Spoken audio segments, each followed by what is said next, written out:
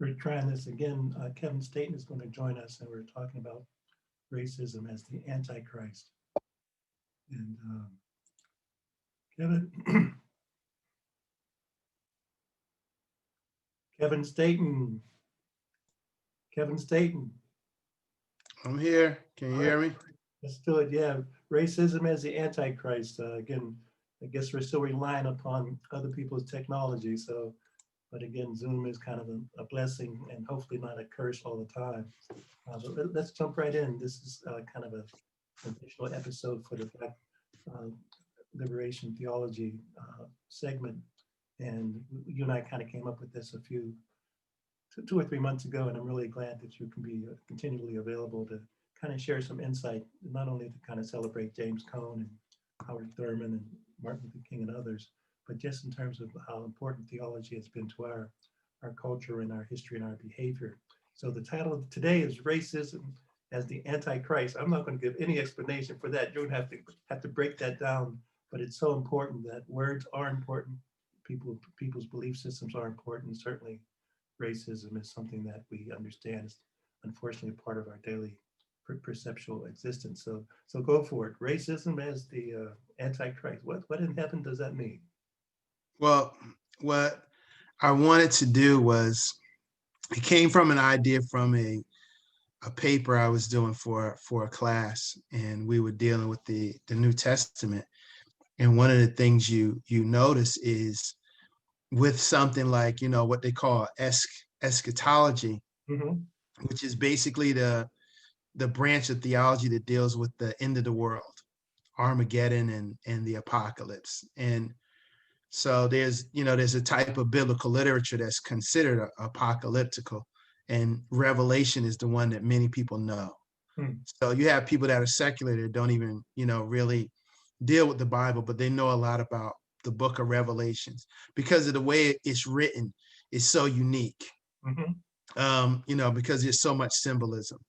So what I did was I took a step back and looked at how, this has been politicized and how the way the book of Revelations has been manipulated. And it's really a cash cow, Hmm. especially for conservative evangelicals. And so I took that and I took other characteristics associated with conservative evangelicals, racism and white supremacy, Okay. and I married the two. All right. And there you get the title, Racism is the Antichrist. So you were the minister, and you brought the two people together. So this marriage that you're going to talk to us about, is it a healthy marriage, or is it a marriage that is only healthy for some and not for others? It's healthy if you want to make a lot of money.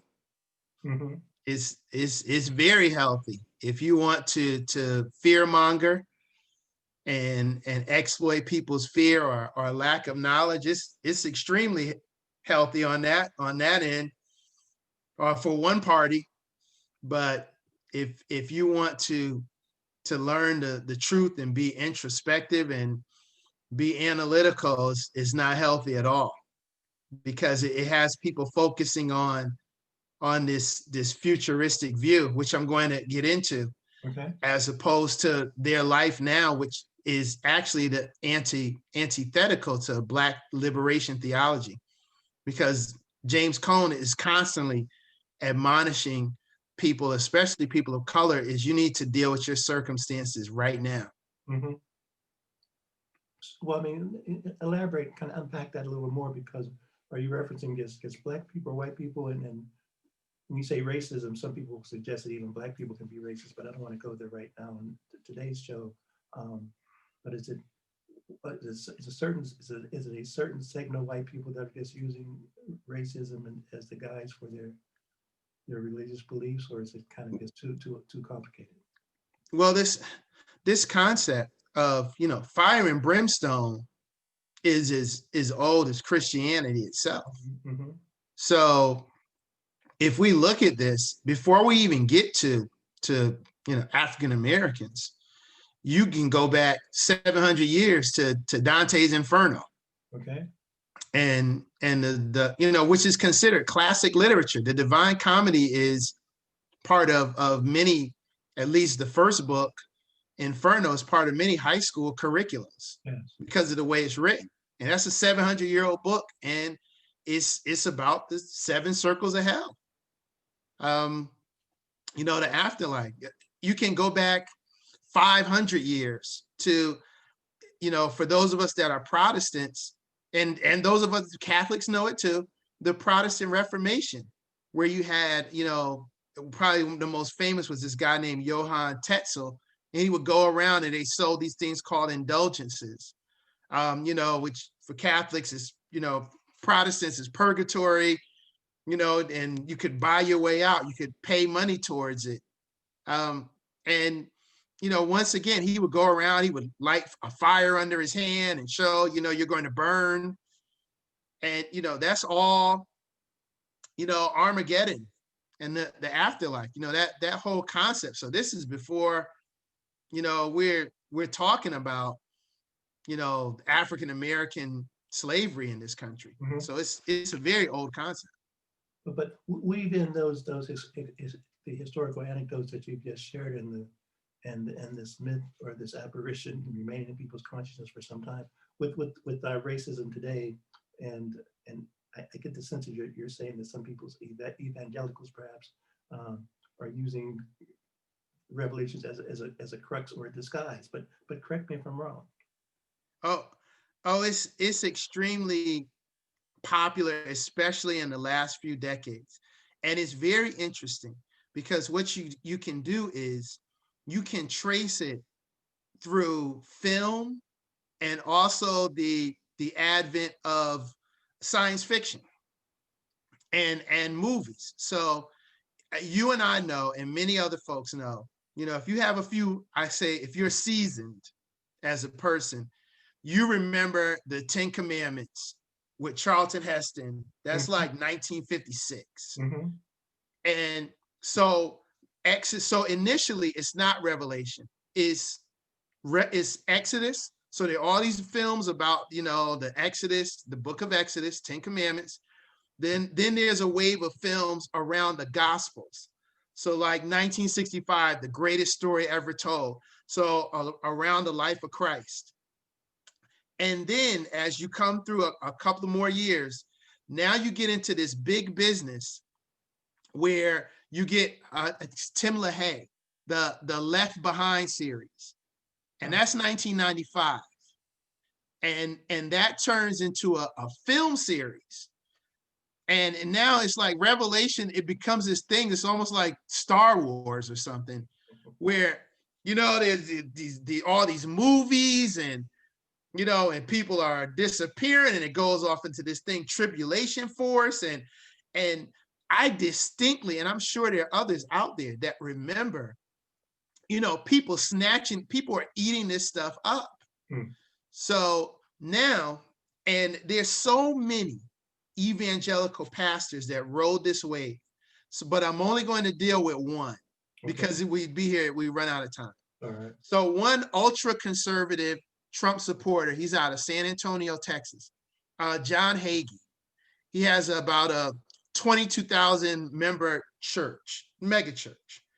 And he's written books like, have a few in front. I don't have any with me. No, I'm not buying his books.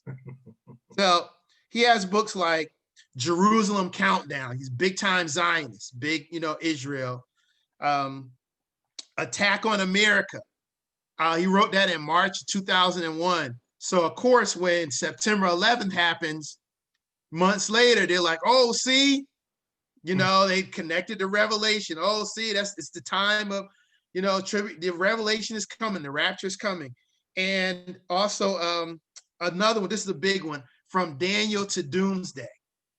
And that's big because what they're able to do to make it more valid is they connect Revelation specifically to Daniel chapter 7, the 4 beasts. Mm-hmm. And people want to go and read that. So the vision that Daniel has. And so that's because that's considered apocalyptic literature in the Bible. Yes. That part. So they're cashing in on this. And the reason why they're able to cash in is because there are 3 approaches that you're supposed to look at Revelations. There's 3 lenses, and most of these churches will give you 1, maybe 2. And I'm going to go through the 3 really quickly. Excellent. The first lens, and especially those, and it's amazing because if you go to a reputable seminary, you're going to learn about this lens. So it's amazing because your preachers know this and they're not sharing it with the people. Mm-hmm. And the first lens is the historical lens. The historical lens is you take Revelations and you look at the time, who wrote it. John is exiled on the Isle of, on Patmos, or they call him John the Revelator. And you look at what's going on during that time. So that means you have to have a functional knowledge of the Roman Empire, because you have to understand Nero, Mm-hmm. who blames the Christians for the burning of Rome in 64 AD. And that's when you have all these Christians being executed. That's when you hear about people being thrown to the lions, and you'll see in the movies. That's Nero. Mm-hmm. When John is exiled, it's Domitian. He's another Roman emperor. And also, Christians they're going through a lot. And so he's using a lot of allegory and symbolism because he can't say their names. They'll kill you right on the spot. So even the sign of the beast, 666, the number, the historical perspective, any biblical scholar worth their salt will tell you that comes from Nero, and how Nero his name was described. So that's where that number, or sometimes the number is 616. Mm-hmm. That'll really blow some folks away, because some folks, all these years I've been doing 666. But again, connect that, and I don't want to rush you because we do have time and we can be deliberate about this, with our contemporary definition of racism. And oh yeah, because this is where it goes. So the historical approach is the one that almost never gets talked about. The other 2, now these are the ones that carry all the weight. There's the idealist approach, which you take universal themes around Revelation. So themes around trials and tribulations, and then you can just look at our time and things that are going on. And then the last one is the futurist approach. And that's where you look at Revelation in terms of what is to come, and you use time and places. We saw this with the Tea Party and President Obama, when people were calling Obama the Antichrist. Because if you go through it and you use those other 2 approaches, you can slap anything on it and say, oh, that's from Revelation. You can say Tom Ficklin is from the book of Revelation. You can. I have been called a number of things, so I'll add this. So I mean, because you can interpret it when you depend on another person for your interpretation, and this gets into racism and oppression and control, then you can just slap anything on it. And this goes into why the Black church, they don't deal with the scholarly approach. And this is what happens. All the way back from slavery, they don't deal with Exodus. I call it plantation theology. So what you do at Revelation is you don't have us connecting to actual biblical events. Because if you're looking at John the Revelator and the beast and the suffering and the Antichrist and the false prophet, if you're thinking in terms of the false prophet, you're looking at your slave master talking about heaven and reading the Bible to you while committing all these atrocities against you. But they don't deal with that. So by us not looking at the historical approach, I'll give you a prime example. There was a great movie, I'm sure you've seen it, called Sankofa by Haile Gerima. And in that movie, there's one of the enslaved Africans is talking about when the master died. And I guess that one of the slaves might have secretly poisoned him or something. But she says that was Judgment Day. She says that was real Judgment Day. When we got free, that was Judgment Day. She was like, what the master said, the way he treated us, and that. So if you can get people so wrapped up into that futuristic approach, and they're just focused on whatever you tell them is going to happen down the line, you're not going to do what Black theology says in terms of look at your freedom and your justice right now, right here on earth. But well, again, just perhaps another example, because I get the sense, and I don't want to put words in your mouth, that you still see segments of the Black churches today being involved with this either pacification or diversion tactic and not dealing with the truth.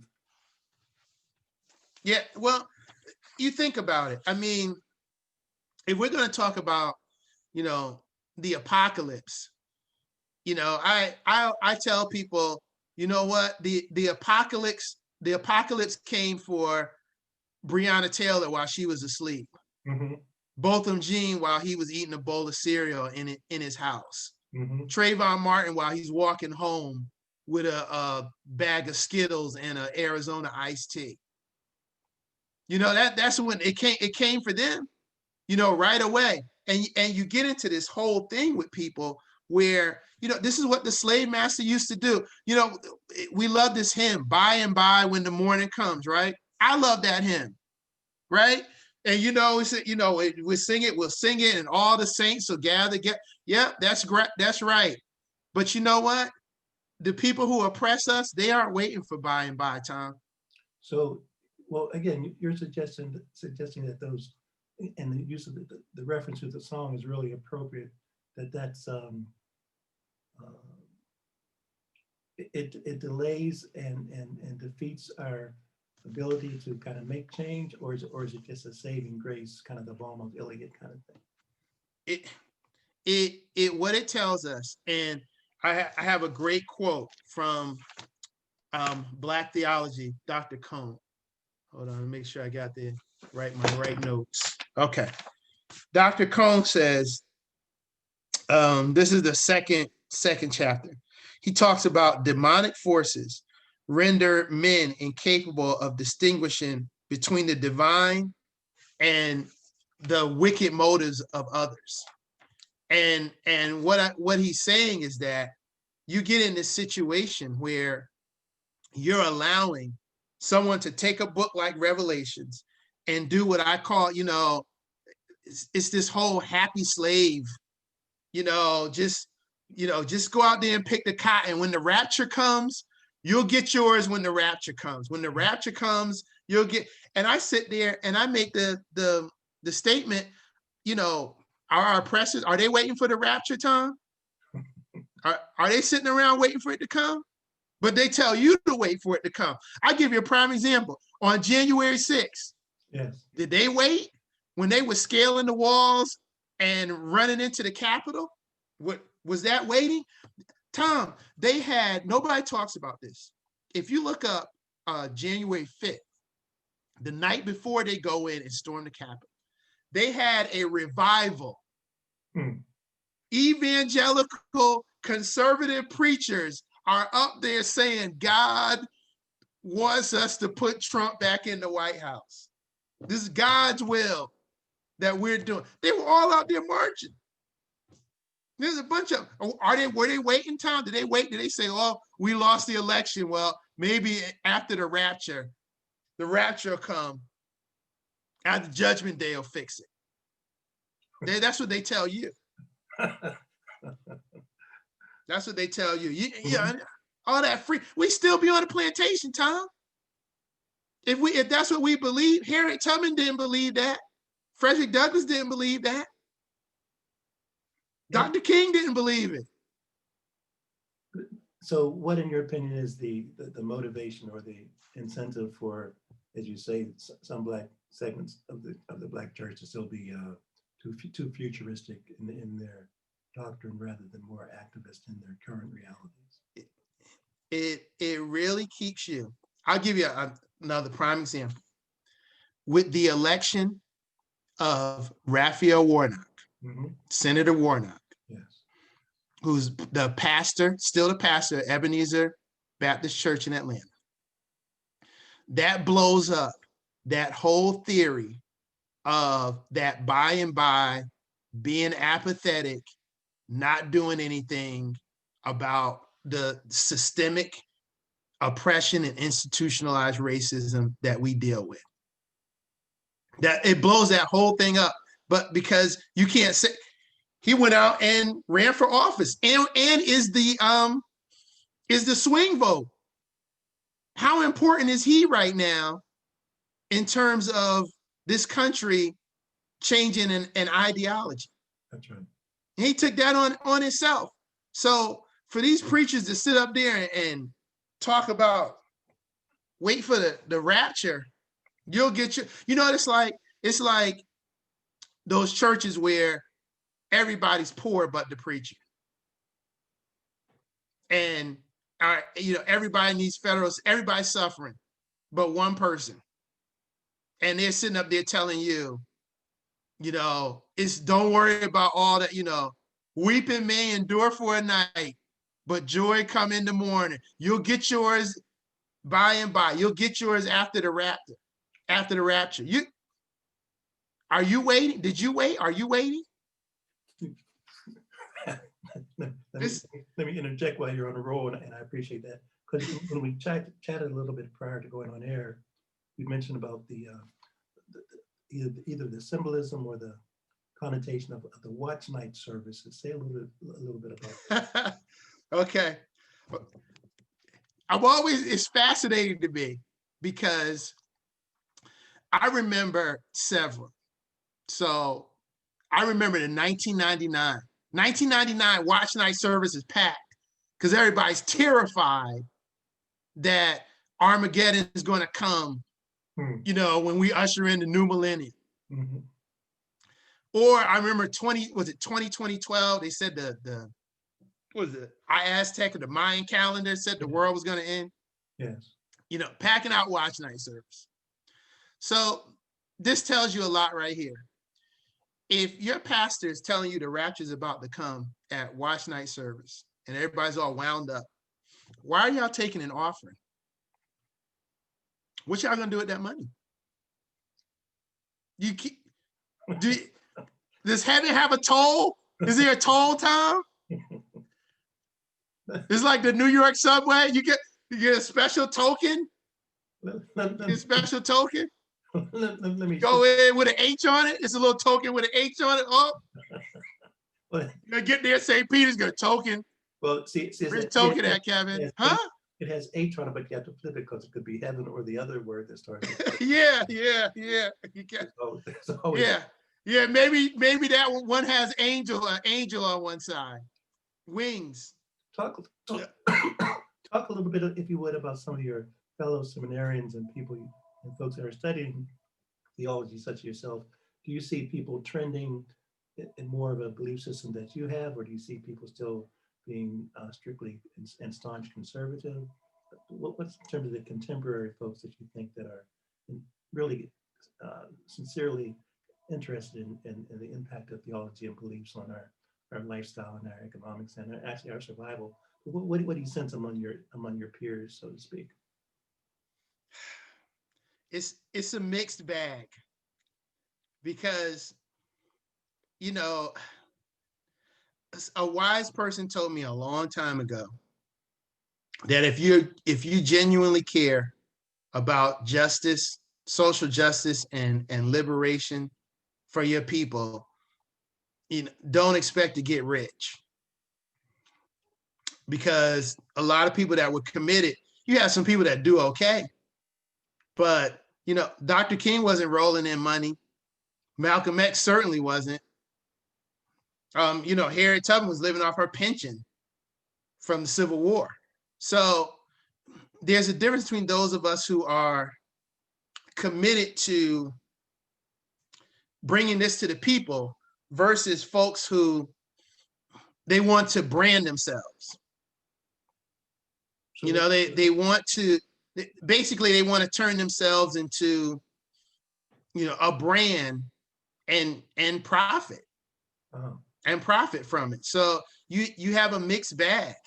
I mean, yeah, there's some folks that, share this view, but, my ongoing joke is we're like Jedi. We're dispersed throughout the universe.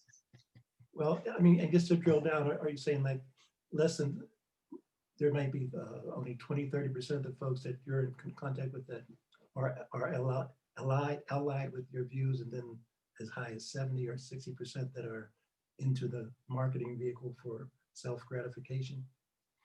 So that is, Well, what I can say, excuse me, what I can say personally is in terms of the people I hang out with, it's that would be 70%, but that doesn't that's a biased number because I don't deal with the people that are trying to brand okay, and do all those things. I don't associate because we don't want the same things. okay, We don't want the same, we don't share the same ideology. And this is what you try to tell young people, especially when if you're serious about doing this work. Um, Maya Angelou said this a long time ago. She said, if people show you who they are, believe them. And my attitude is I pick my friends don't pick me. mm-hmm. Well, You don't but you don't get to just take up, if our theology doesn't line up, because we don't want the same things. And I think this younger generation has had enough. That gives me hope. say, The younger generation of theologians. well, and say some more about that, because I'm not going to define the young poet on Wednesday, but it seems to me when she used the light metaphor, not repeatedly, but it was kind of throughout, in my mind, her presentation, that was kind of did that connect with you? Oh, it's interesting. I have it in my notes. I was just looking at it while you said it. So that's confirmation. So say, Yeah, I have. Yeah, what she said, because what it is it does harken back to Cone and Katie Cannon and Renita Weems and other, and Dwight Hopkins and other Black theologians, is this whole notion that, and you see this with Black Lives Matter, what the young people view, they view freedom and justice as concrete things we can have.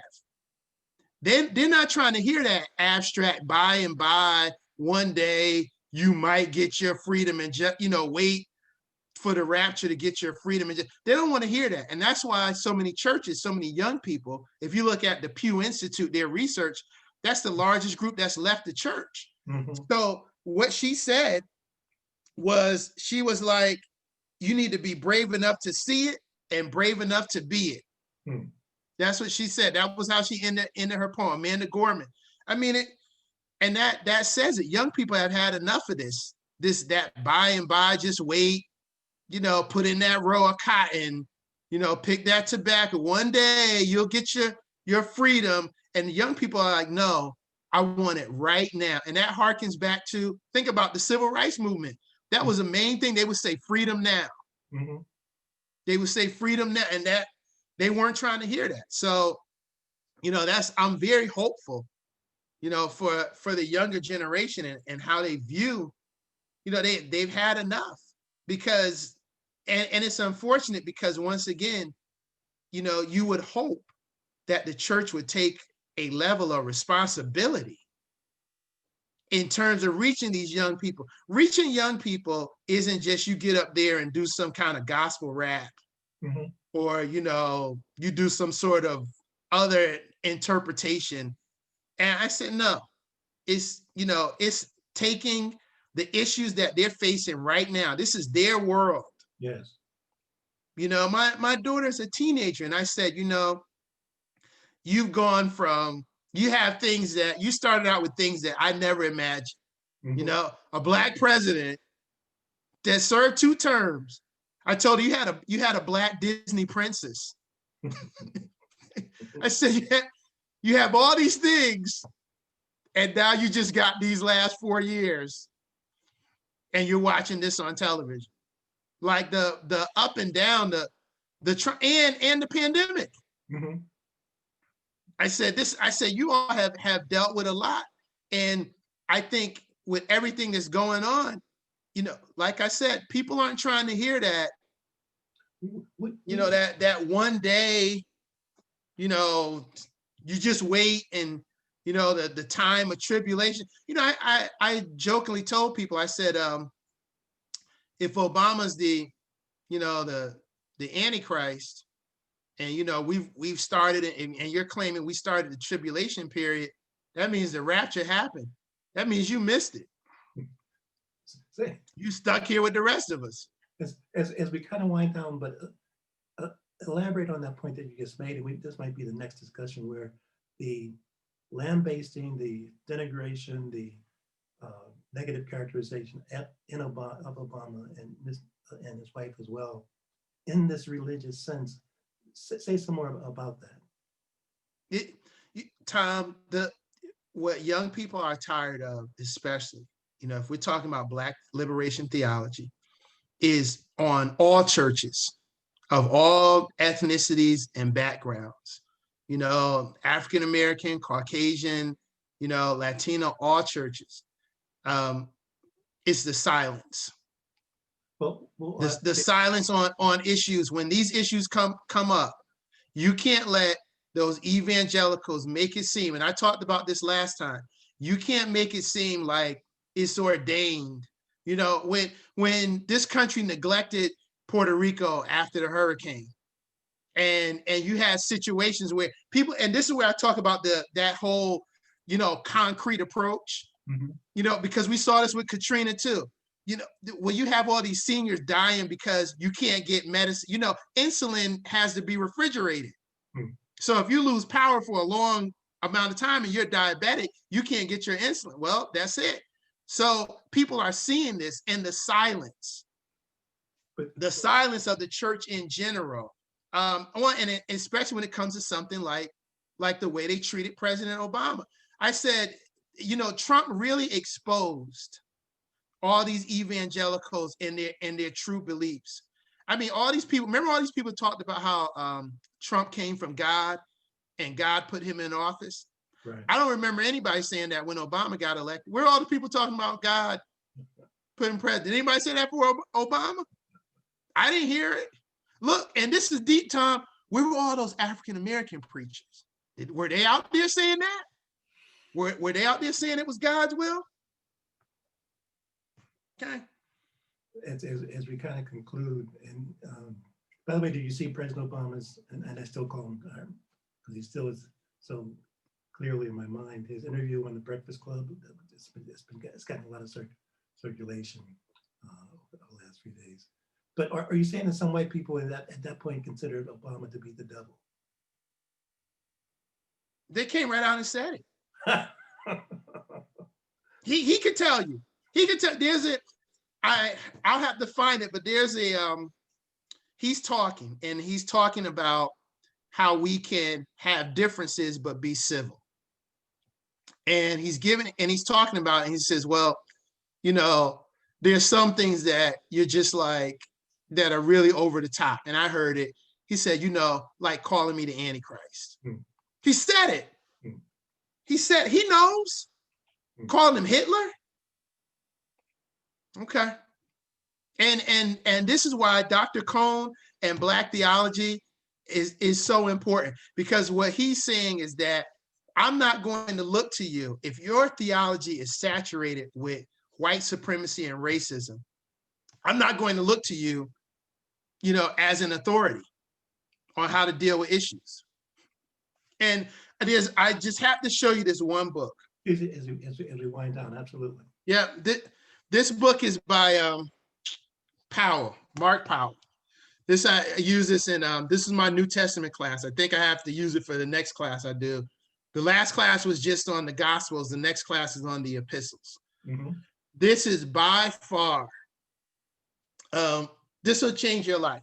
What's the title? If you're not a Christian, because especially those of us that are older, it's written like an old school history book with like little definitions, like on the side. Like I gotta show you. Look, like it'll have the little definitions of the words as you're reading on the side, and it really explains. It gives you all the perspectives. What's the title again? Introducing the New Testament a historical, literary, and theological survey. So like I said, this is the whole thing. If you're not a theologian, but you like literature, you like reading, you'll embrace this book. If you're a history person like me, you'll embrace this book because it does all that. And it doesn't go like some of the theology books will go way off into theology. And unless you study that, they'll lose you. If you don't actually study it, like my emphasis when I started seminary is almost all my classes center around the Bible. Because I'm a Christian. That's what I should be studying. So I don't get into like all that, all those all those interpretations, and no, I'm just going to rock with this whole Bible thing and try to get as much understanding of that and then splinter off into other areas. But by far, if it's like a textbook, but it's the travesty, Tom. Every Black church should be teaching from a book like that, or at least, or Kane Hope Felder, God rest his soul, was an extensive, New Testament theologian. His work, Indeed. And he's African American, from my alma mater, Howard University. As we conclude, though, let's lift up the book again, because I think I noticed, but I couldn't quite tell. But I'll need you to confirm it, since we've been talking about symbolism and yeah, I see you picked up on it right there on the front page. Yep. So talk about it seems to be a woman and a baby. Yeah, Mary and Jesus, and it's not that Jesus that looks like he came out of Norway instead of so what's the importance? Israel. What's the importance of that? Well, it's important that the symbolism is because you get into this whole thing where once again you attach this race, this stigma to biblical figures instead of looking at the area. I think it's extremely powerful that this is just a general textbook, but on the cover, Mary and Jesus look like me and you. So I think that's awesome. I mean, and it's very important, that we look at that. I tell people all the time, I used to do a lesson with children and say, so are there any Black angels? And if the kids said no, I would say, well, so what happens to us when we die? Just as we conclude, there's always debates about history and her story and his story and our story. But just when you just mentioned, so showed me the book, I would urge people to Google the Shrine of the Black Madonna. There's a lot of information. Just Google Shrine of the Black Madonna and the representation of Mary in history and in various cathedrals, etc. It's so important. I mean, once again, it gets into that whole thing, and this is what happens with Revelation is, if you let someone control, especially a book like that, that's so full of imagery, by far, maybe Daniel is the only one that comes, Daniel, the book of Daniel maybe comes close, but Revelation is nothing but imagery. Yes. It's nothing but imagery, the beast and the seven churches and the seven seals and, all of that. So, it's really important that you understand the power of imagery, and that, we stop, allowing somebody to have us, sitting around waiting, just, one day we need to deal with things right now. Like I said, take your pick, Tom, for those people in, at Mother Emanuel in Charleston in 2015, the Armageddon showed up during their Bible study. The club in Orlando, the Las Vegas concert, these, you're sitting around waiting when we need to be, all right, maybe instead of waiting for the rapture, we need to do something about domestic terrorism and assault weapons. Maybe we need to do something about voter suppression and not wait for the rapture. What you gonna vote when you get to heaven? That's when? As we kind of wind down, am I understanding correctly that you have Amanda's poem, the actual poem there? The lady? You can, you know what? The transcript is online now. Yeah, I posted. I didn't know whether you had it there because I wanted to conclude with your reading a little bit of it, but Oh no, I don't. I just took out a part of it for my presentation. okay. Uh, Kevin, But thank you so you much. remind me next time. I'll read it. I'll read it. Or they can look her. She reads it better than me, Tom. Well, she does, but I gotta be sexist. I think there's meaning in a female voice, but there's also meaning in a male voice. So I know I'm kind of maybe walking on delicate ground. Yeah, yes, you are, Tom. Yes, you are. But nonetheless, I want it won't be the first time, and it won't be the last time. Yeah, Uh, I'm I'm good. I'm good on that. I'll let them watch her read it. I was just so pleased because she's so young. yes, yes. You know, she's 22, and that poem was like, look, that was basically we have had enough. It Wait, is not business as usual anymore. when we chat next time, maybe let's open up the contrast to my Angelo's poem, um, in contrast to. Yeah, that would be really powerful. That would be really powerful. I think it was On the Edge of Morning. I think that was what it was called. But Indeed.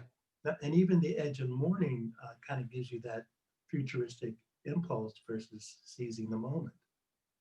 Right, right. But and she also references, and I know you would appreciate, Maya Angelou references a lot of Native American tribes Excellent. and what they've gone through.